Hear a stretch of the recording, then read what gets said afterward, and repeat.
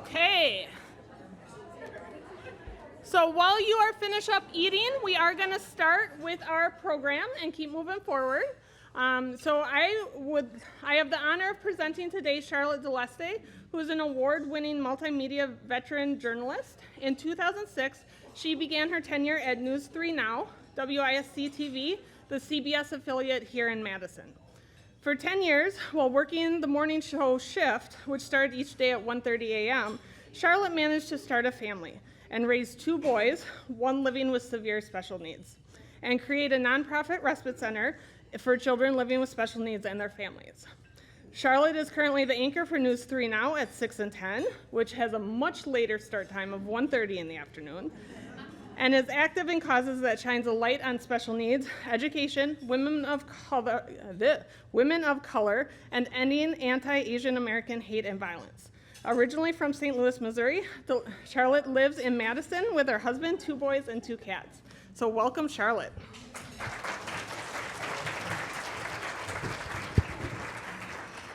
Did I hear other people from St. Louis? Yay. Do we have to do the high school game? Which high school did you go to? I'm not from there originally, but I live there now. Oh, okay. Where? Baldwin. I'm a South County girl. So, but I know where you are. Okay. Thank you all for being here and for doing what you do. This is a room full of powerhouse people.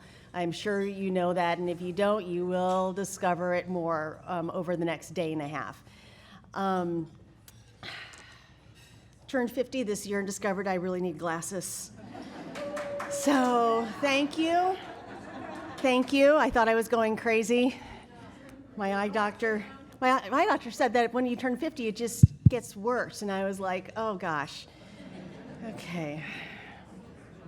Okay, so thank you very much for coming to Madison, Wisconsin for this. It is an honor to have all of you here. I think many of you have heard about Geo's Garden, maybe. Show of hands, Geo's Garden. So it's here in Madison. Geo is my son, and he's basically the reason why I am here. We are celebrating 10 years of our nonprofit being open.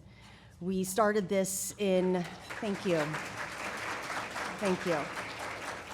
It was actually June 2nd of 2012 that we served our first little friend. Her name is Amelia.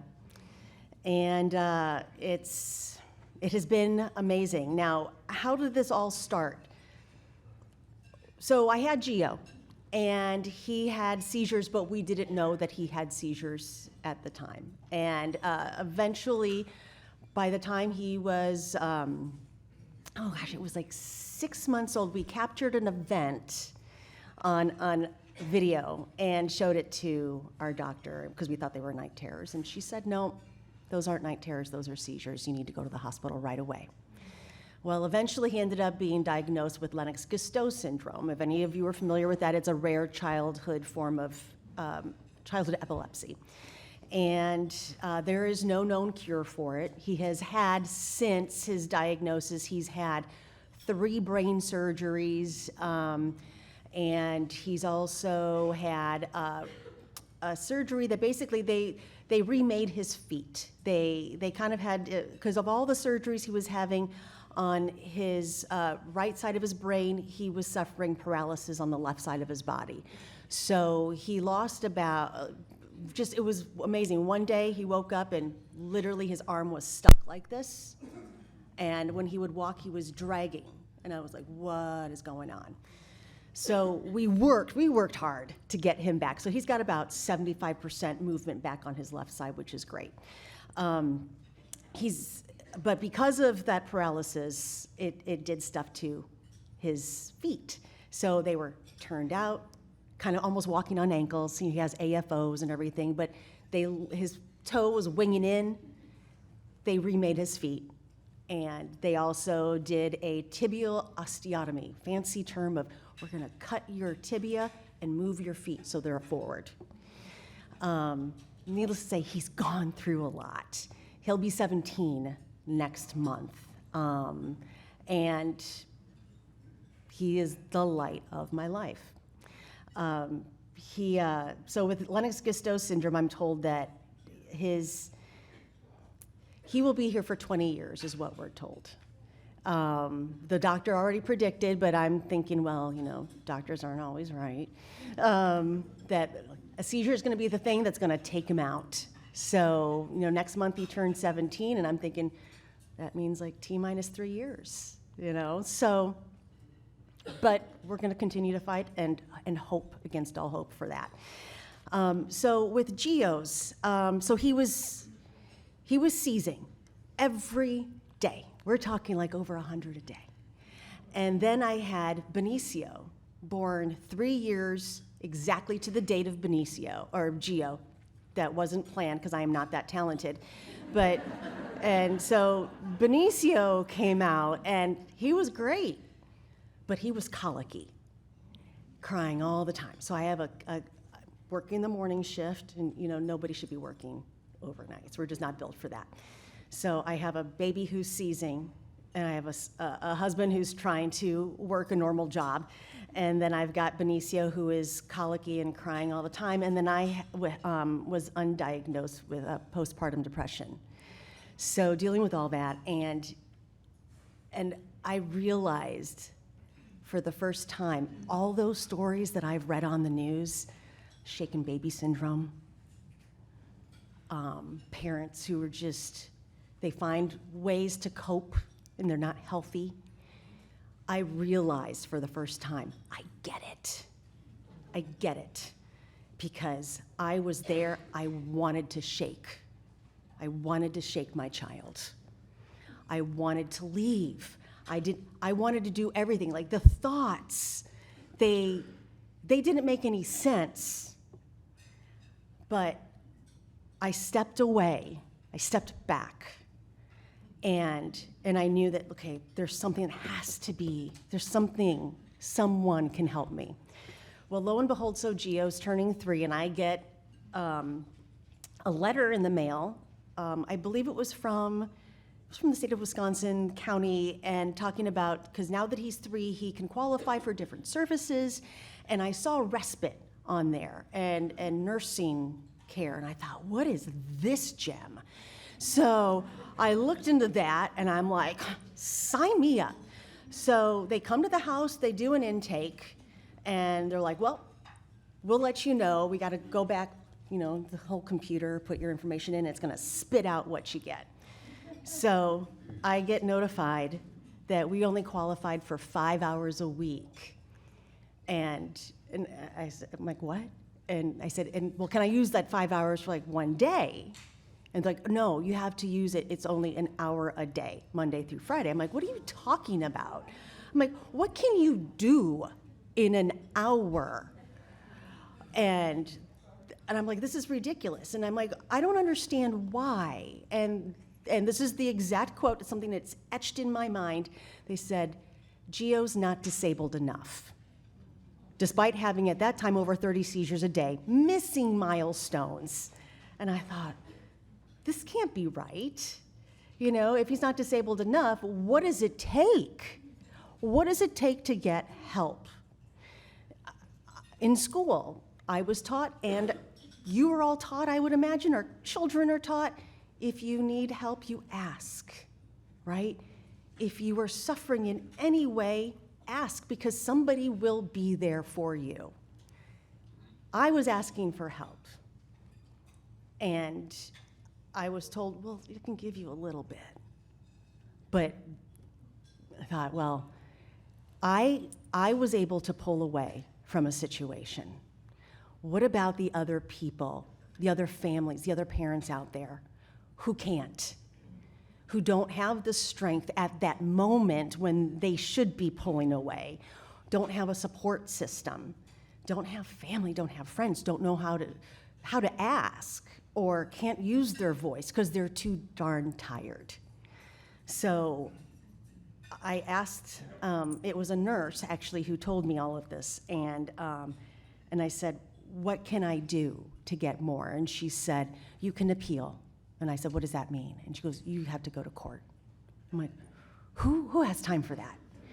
And and she said, I would suggest you take the hours, because every year, now this was, back in 2008, every year when Gio has a birthday, he'll get more hours.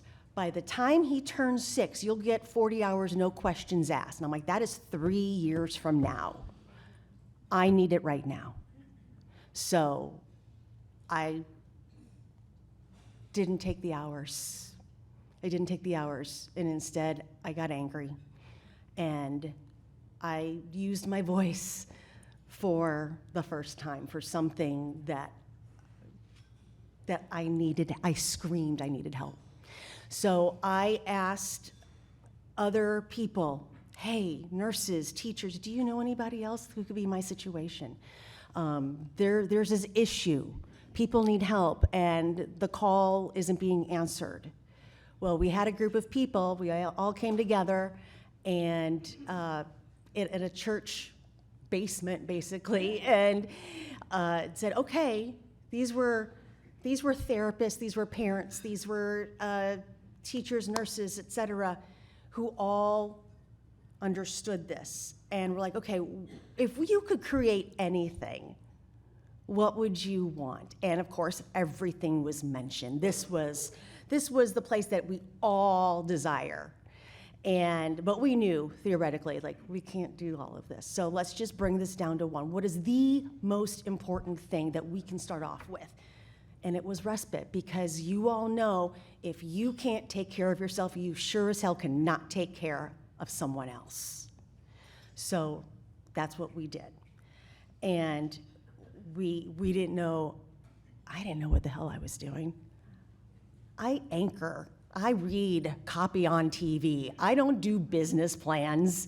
I don't do that type of stuff. I just know from being a mom. And I also know because my only sister has Down syndrome. And I saw my own parents struggle. So this was almost history repeating itself in a way. My parents immigrated here from the Philippines with no one. They came here for that elusive American dream. They had me. Then 7.5 years later, they had my sister. And severe Down syndrome, nonverbal, needs 24/7 care. She just turned 43 years old. She still lives with my mom. My parents were the type of people that nobody else can take care of our children, and they were too proud to ask for help. But I saw my mom retreat when the diagnosis came in, because in the 70s, you were shunned. They were on the cusp of, you put those kids in an institution. And my parents weren't going to do that. So I thought, this is something that my parents could have used, and now lightning has struck twice. I'm like, this is something that I need. But I didn't feel comfortable asking, as a public figure who people think their life is all put together. They've got fancy clothes, they have people to do their hair and makeup. You're looking at my people. Excuse me. TJ Maxx just bought this, $19.99. I thought, well, you know what, we're gonna do this for other people. And also, I can't ask people for money for myself, because they're gonna think like, this is really kind of weird. So I thought, okay, this cycle this got to stop. So we did 2 years. It was a struggle. 2 years of fundraising. We did go to the county and the state and ask them, hey, do you want to help us with this? Can we work together? It seemed like the natural match. And they'd offered, well, we'll give you money, but we're going to tell you how to run it. And I thought, oh, no. You're the one that told me I only needed 5 hours a day. I invited you to come back and stay for 24 hours, and then you could tell me if you want to rethink your 5 hours.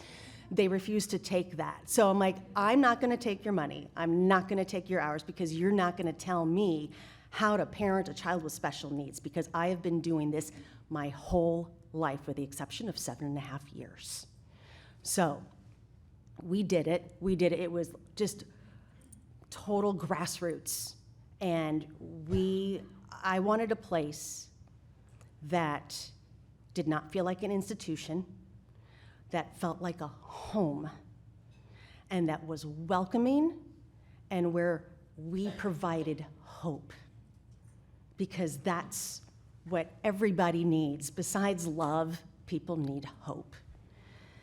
And we opened in the Middleton area of a suburb of Madison in a beautiful 2-story yellow house. And we started with, like I said, Amelia, and now we have served over 300 kids. We made it for birth through to 6 years old because of what I was told, that once they turn 6, they'll get 40 hours, no questions asked. But we changed that because we started realizing, because as the kids graduated, and we did have them graduate because it's like, that's a cool thing. Let's have these little ones graduate.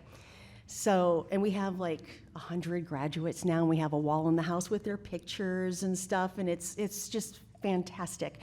But we changed it because once they did turn 6, and then once they were really in school full time, there's no manual for regular parenting, much less special needs.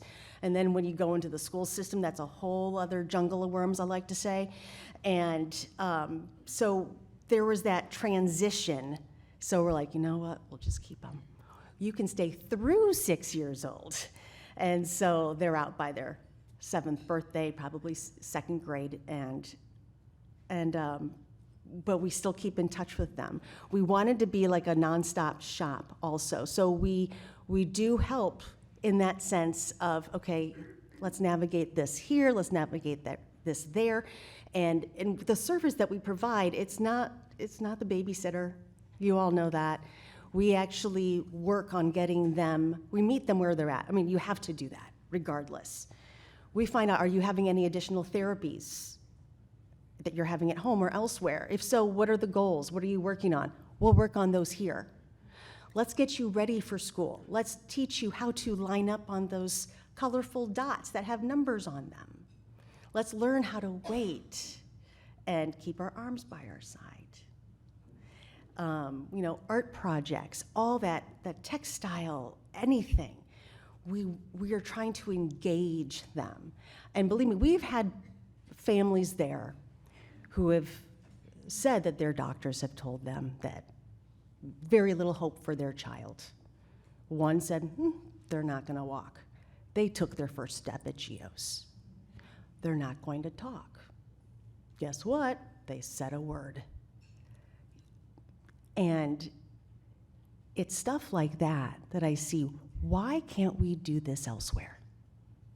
Why isn't there a GEOS all over the country? And then just, one of the stories that sticks with me for the rest of my life is we had some twins who, they were in Chicago, and grandparents had got custody of them up here in Madison. Their parents were drug addicts, and they locked the twins in the basement in dog cages, wooden dog cages with just the door in the front, separated.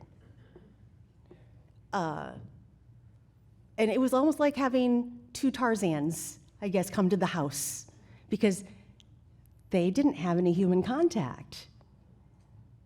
I mean, imagine that. Imagine the little baby Tarzans. So we got them, we helped the grandparents, we helped them through this system. We got the labels that they needed so they could get the services, right?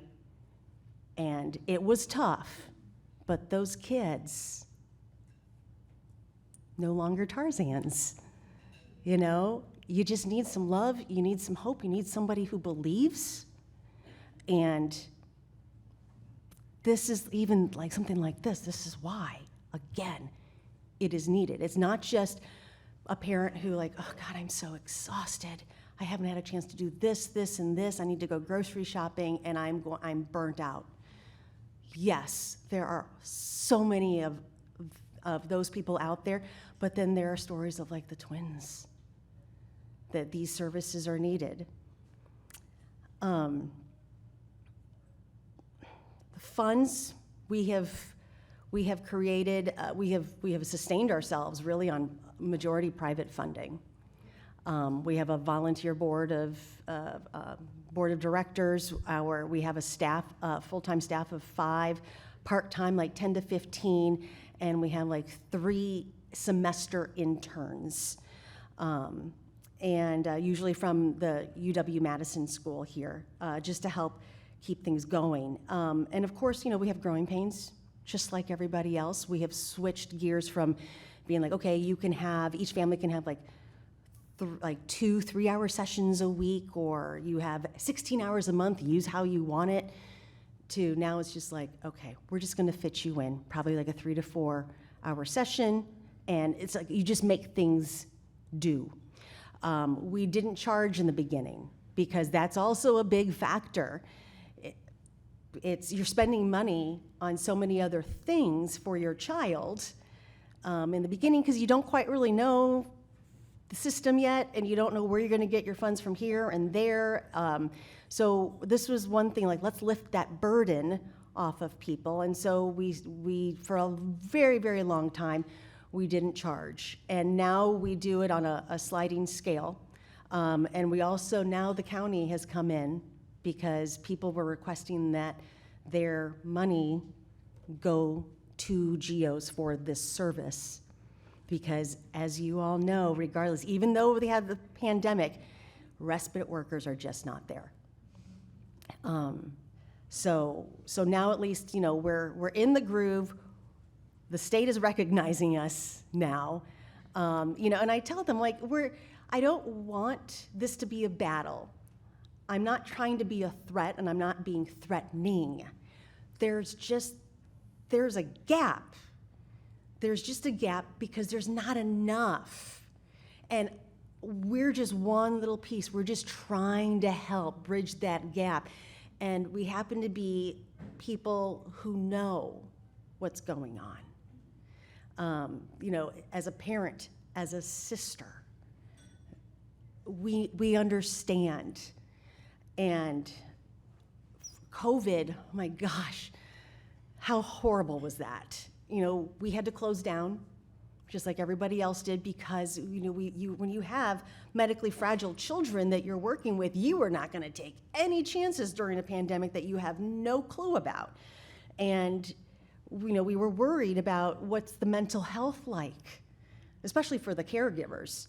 And we could not wait to open back up again, and we did, but it was hard for the families to come back because they were still nervous. But they have returned. And it has always been, like I said, a dream to expand. We have tried little satellite locations, like do like a weekend respite program and stuff, but there's just been nothing that has just stuck. And in some ways, honestly, I kind of feel like we grew too fast, but it just speaks to the need of respite. The whole idea is, I don't want anybody else to struggle.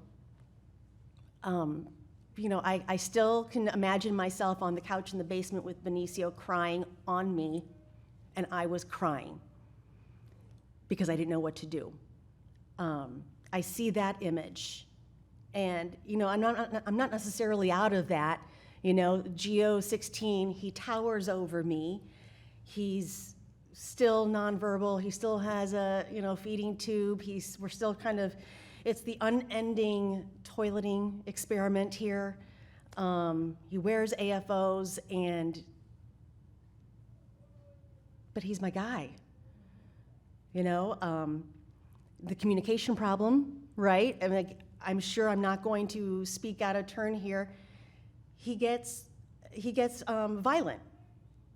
So, I have been pushed down the stairs, but he doesn't realize it. When they just have that meltdown and all of a sudden they disappear. So, my family, we're still in this. And I'm thinking to myself, gosh, when we made Geos, I made sure every time I would tell people, this is not for Geo. this is not for other, this is going to be for other people. And I'm telling myself, oh man, you should have used this. But by the time we opened it, he was 7 years old. But I'm thinking, boy, we could have used that help. We still can. As you all know, respite, the lack of respite affects the entire family. My husband during the pandemic had to quit his job because of lack of school and they wanted him to go virtual. What a joke. Ron was saying, he goes, I feel like I'm going to school as a freshman with an IEP right now. And I'm like, get his grade up then. I'm like, you're doing a great job. So, but this is Gio's legacy. And you really, don't tell him, but I really think it should have been named after my sister, because Michelle is the one who really opened my eyes to all of this, to see what beauty can come in, for one. I mean, she brought so much beauty and joy and love in my life, nonverbal and all. And they really are earth angels. I truly believe that. But it was her, because I saw my mom. And now we've got a little mirror happening here. But Gio's garden sounds a lot better than Michelle's marsh. So I thought, let's just stick with Gio. So, so how's he doing? How's Gio now? I mean, that's a place where I used to bring Gio in the middle of the night when he would wake up in season and go back to sleep. I'm like, let's go to Gio's garden. I got a key. And most of his toys were there because I donated a lot of it, so it was great. And it's hard to believe that he was my litmus test for this house when we found it. I'm like, okay, let's walk through this and see where are the hiccups in this house.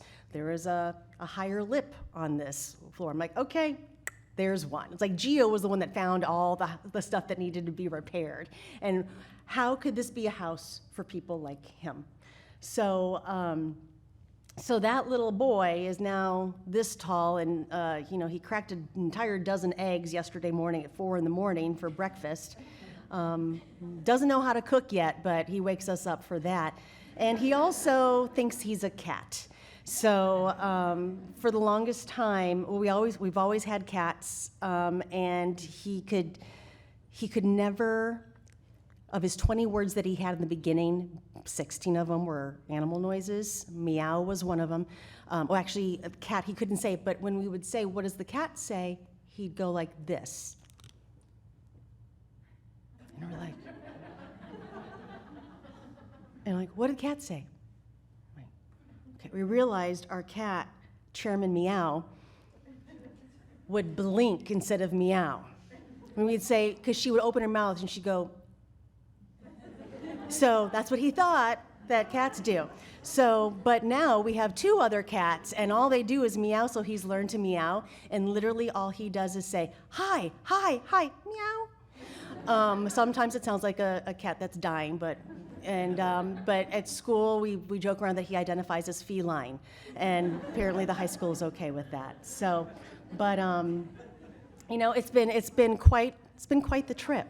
But it's Michelle and Gio who are really inspirational, and I know that all of you have encountered a Michelle and a Gio in your journeys. And as a sister and as a parent, thank you. Thank you for doing what you do. Thank you for letting the families fall apart and just be so open with you and their needs. It is not easy. It is not easy. And I can't tell you, you guys are lifelines. You really, really are. And, we have no family. We're still continuing to build our support system. So thank you very much. And I hope that this is a rough business.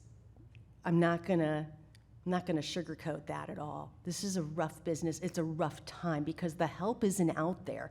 It is a struggle to find the, Mary Poppins. Where is she? But thank you. And if any of you want to start a Geo's Garden, it's not like proprietary at all, okay? I'm like, let's do this. This is about, let's help other people because there are people out there who are struggling. They're not using their voice, or they're afraid, or they just don't have the energy. So I hope that you are able to see that in those families and continue to get them the help that they need. So thank you very much.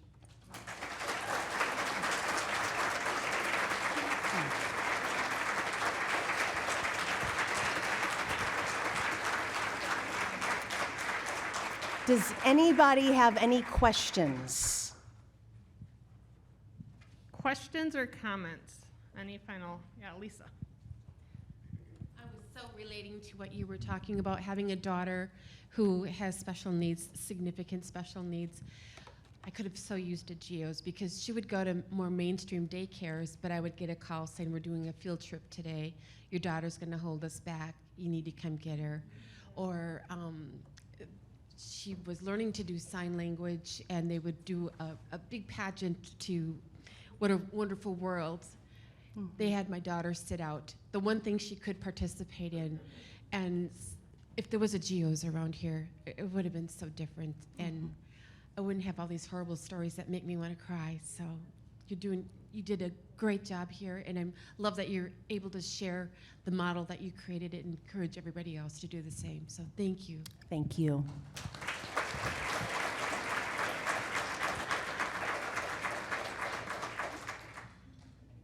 Any other questions or comments?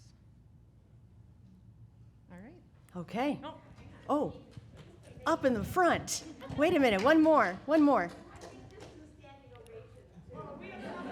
Oh, you're so kind. So I'm very inspired by your stories and your inspiration, but I wanted to ask, or just to clarify, is Geo's Garden just more during daytime hours, Monday through Friday? Is there? It is 7 days a week. It's not 24 hours. We don't do overnight. So right now we've got shifts like in the morning, and then after noon to 3, and then after school, we'll be seeing them. And then we also like Friday night date nights. That's a really big thing too. That's something you guys should start someplace, okay? Friday night date nights, huge. And then of course the weekends as well, yeah. So the other thing, do you feel that there is a missing gap for those children 7 years or older who need a similar Oh yeah, date definitely. night? I can't tell you how many, when we were starting this, there were the parents who were mad at me, like, well, what about 7 through 14? And I'm like, I can't do it all, So I'm like, I just wanted to just get you started in the beginning because you don't know what you're doing. I'm like, I'll be the first one. I don't know what I'm doing. So let's get that group started. But yes, absolutely, there is a need.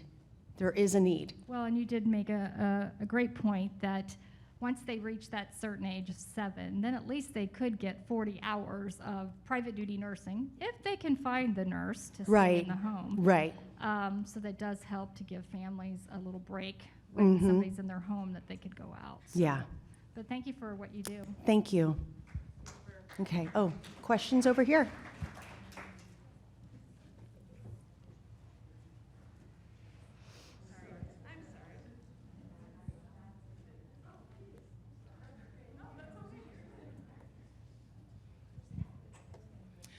Okay, my question is kind of mixed up as a statement, but I just want to thank you because of the anger that you had at the beginning, going through the process, getting maybe denied for some services or not feeling like you have access to enough services. Really, if you could answer this question, did that push you to create everything that you're creating? And also the other question is, you made reference to now that I think you said the city or the state or they recognize you because parents are asking for the services and asking whoever gives them the money for the services, I guess, to come to you. What does that look like? I mean, is that like you're Medicaid or some other, you're receiving some kind of way to receive different insurances? So what does that look like? What does that journey look like?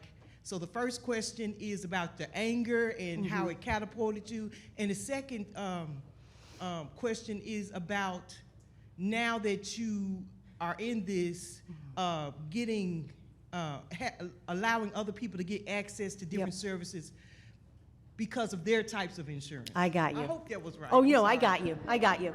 So yeah, the first one, I was the anger, that did it for me. Let me tell you what also I did, embarrassed, but sorry, not sorry.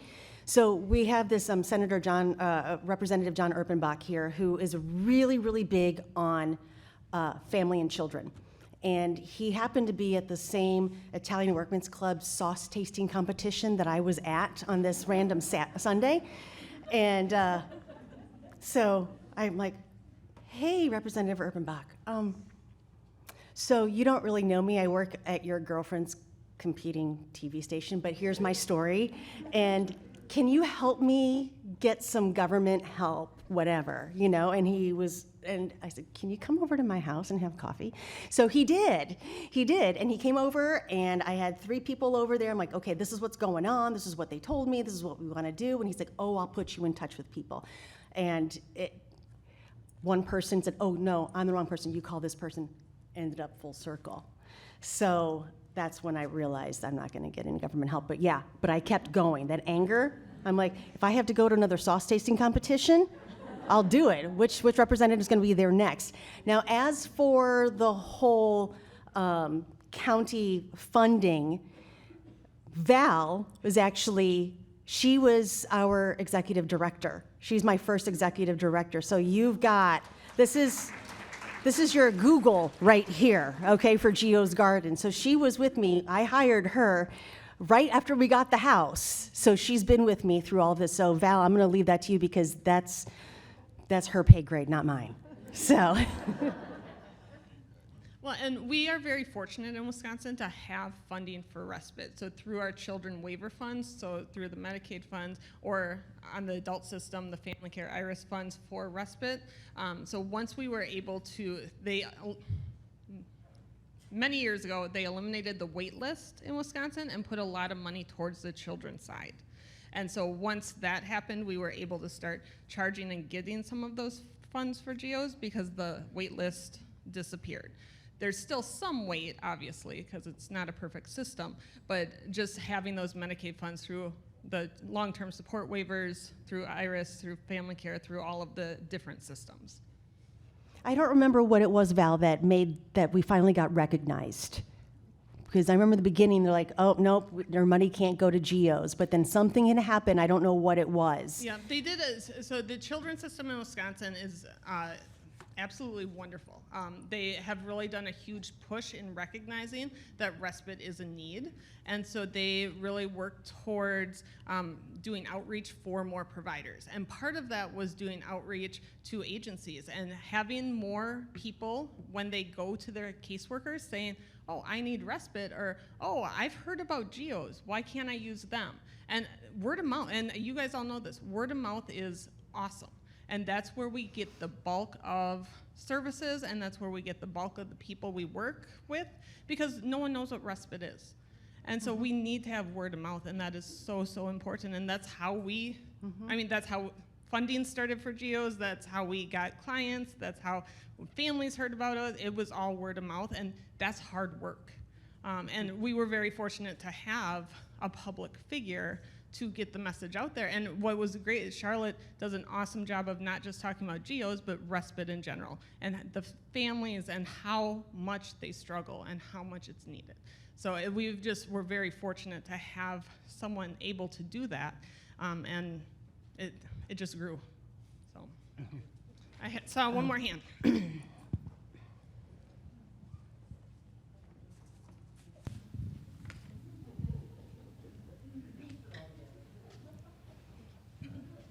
Hello, my name is Lita. I work for a state unit on aging, so I apologize for the question. But for assessments or eligibility for the respite care, how is that worked out, and how many hours do you decide on based on the assessments? That'll be a question for Val.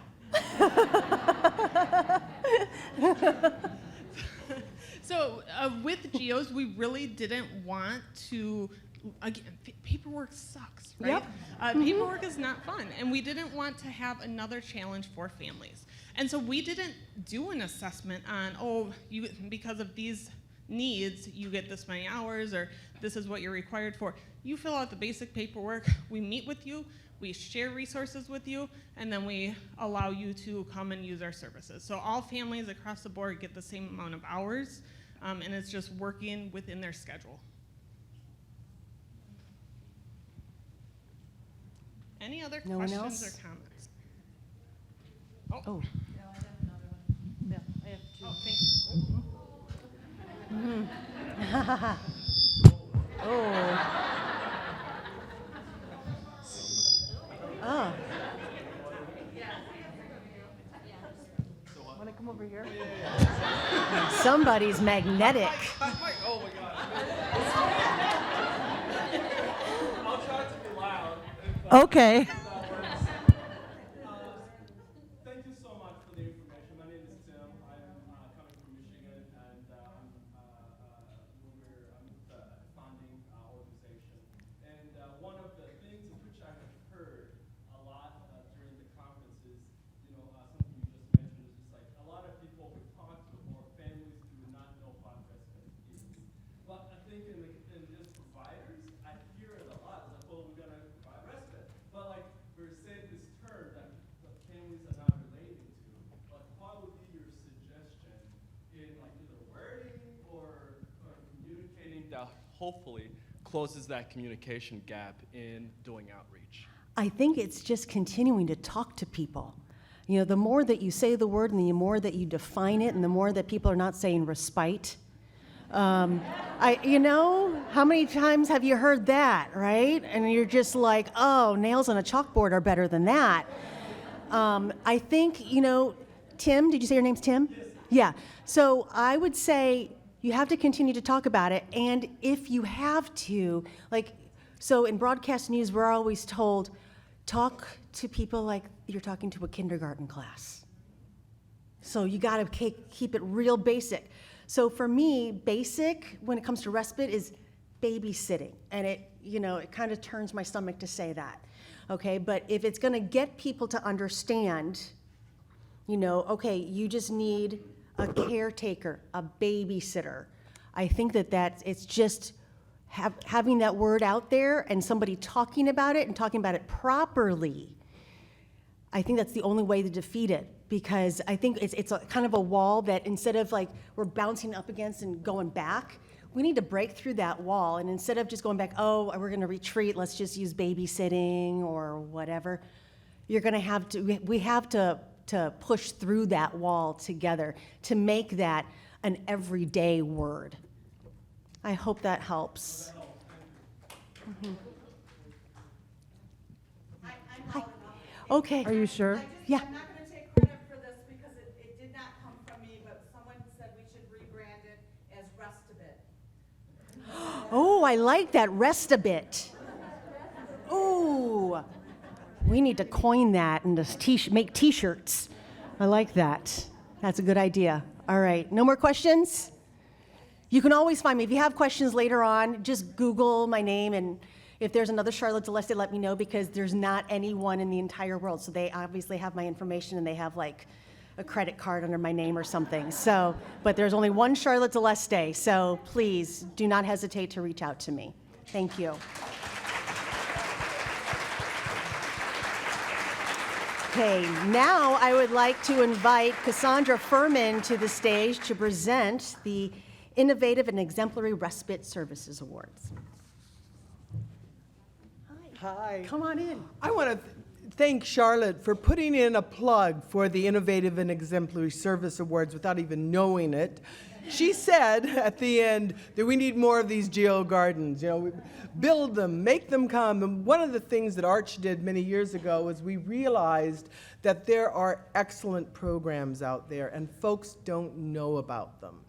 And they may want to replicate them, but where do they get more information? And so we decided that we would identify some key components of what we considered, and the research, and Susan Summers, who can't be with us today, is one of our researchers, and she did a lot of work, and we came up with 7 exemplary practices. I'm going to read them to you very briefly in a moment, but not quite yet. And we would find in the field programs that fit those categories, and we would put them on our website, and we would honor them as exemplary and innovative respite programs. And in fact, Charlotte's program, Geo's Garden, was one of our first awarded programs. Soon, you will see on our soon-to-be-released website, you're going to see some really exciting new things, and one will be a searchable database. I'm using that word incorrectly, but you will be able to search and find programs with descriptions and contact information of those respite programs that we believe meet those criteria. Today, we are very lucky to have in the room with us the awardees from this year, 2022. But we also have, as well as Charlotte and Geo's Garden, some folks in the room who were awarded Exemplary and Innovative Service Awards over the years. Claude Moore, Precious Time at James Madison University. Do we have someone here from Claude Moore? Well, maybe not. Rhode Island Care Breaks and the Rhode Island Lifespan Respite. Yay in the back. Thank you. Here in Madison, Wisconsin, we have Rise Respite Center. Anyone from Rise? Yay, Rise.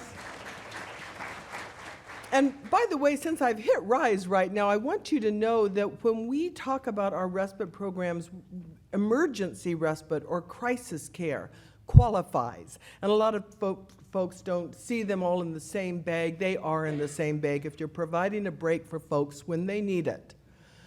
It's respite, okay? Also, St. Louis ARC, and we have, yay, St. Louis ARC. We also have the founder of Ryan House in Phoenix. I sat with him earlier today. Yay, doing wonderful work. And Nurturing Newborns from Colorado. So I hope I haven't missed any of the others. I'm going to very briefly let you know the criteria that we use, and many of the people in this room qualify. Apply next year. We want to know who you are and what you're doing, but we want folks who use an evidence-based or evidence-informed approach. There's not a lot of research out there on what really works in respite. We know that, but we want you to be informed by what you know. Practice-based evidence counts. We want folks to have identified written goals and objectives so they know what it is they're doing and why they're doing it. Some kind of manual. You can't replicate a program if you don't have some guidance. So we want a good manualized program.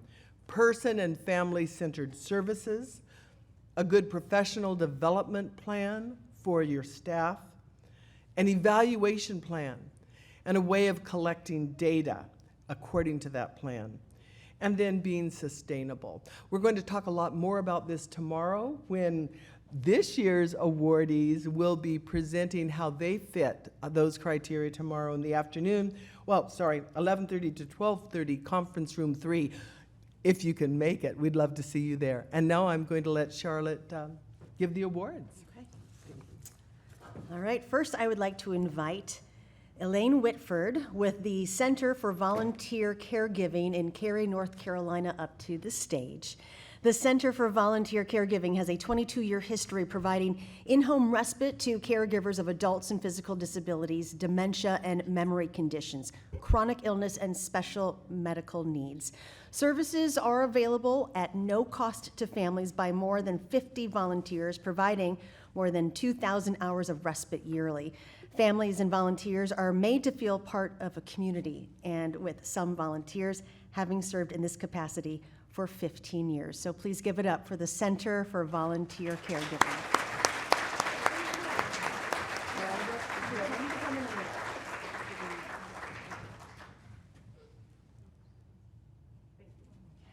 Congratulations. We're having them stay up. Okay.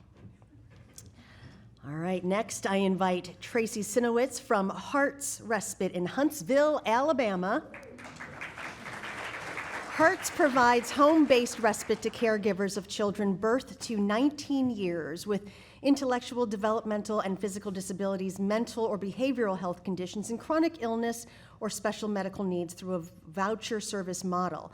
Beginning as a single respite service 28 years ago, Hearts has been replicated statewide in Alabama by 5 United Cerebral Palsy affiliates, totaling 6 programs that serve families in all 67 counties in Alabama.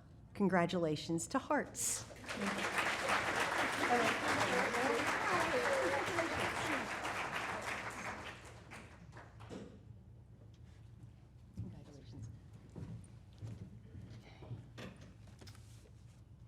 Julie Praska-Moser with Lutheran Social Services of Minnesota, Caregiver Support and Respite Program in Moorhead, Minnesota.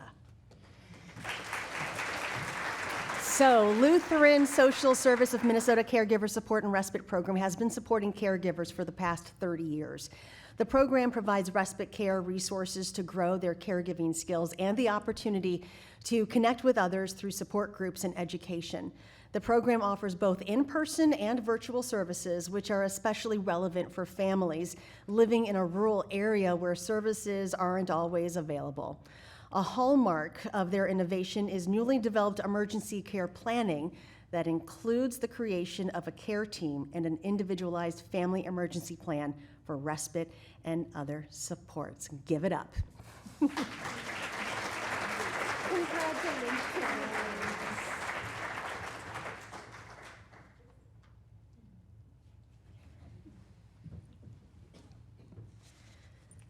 Michelle Quiroga Diaz with One Generation Adult Day Program in Van Nuys, California. One Generation Adult Day Program provides center-based respite services to caregivers of adults 18 years or older with intellectual or developmental disabilities, physical disabilities, age-related conditions, dementia or memory-related conditions, mental or behavioral health conditions, chronic illnesses, and special medical needs.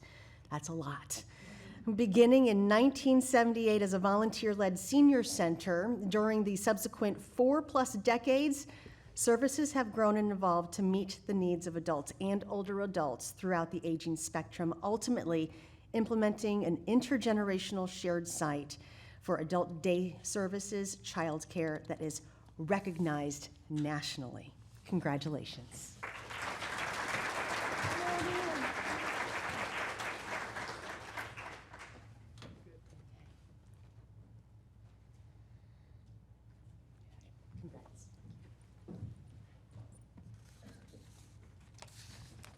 And last but not least, right? Yeah, 4, okay.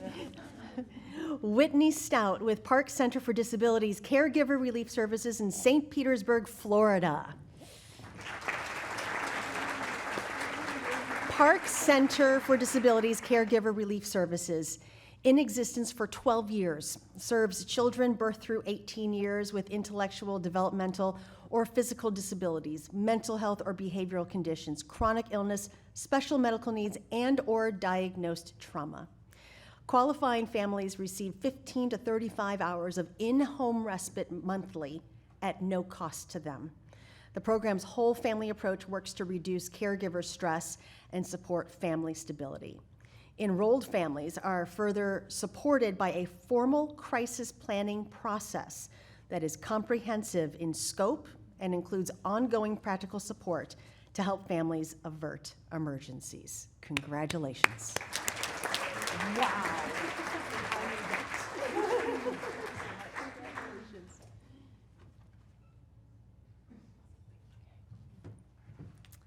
All right, so please offer your congratulations to these outstanding programs. And if you would like to learn more about them, they will be doing their breakout sessions tomorrow, and you can find out more information about it in the conference app. Thank you very much.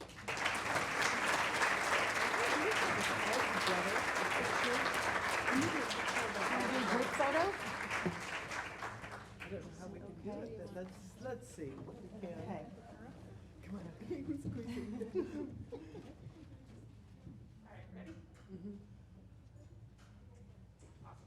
you. Thank you so much. Thank you all, rock stars. Awesome. Wonderful. Another huge thank you for Charlotte for sharing her story with us today.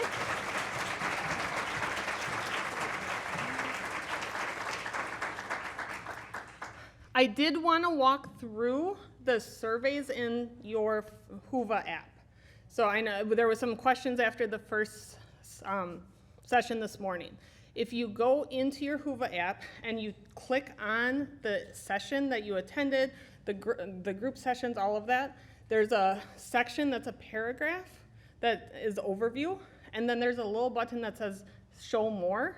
If you click that link to show more, it links you to the PowerPoint presentations or any handouts along with a survey for each session. So that is how you find that within that Whova app. If you have questions, feel free to come see me or Isabel and Eric at the table or any of the RCAW staff, and we can help you find those things. Awesome.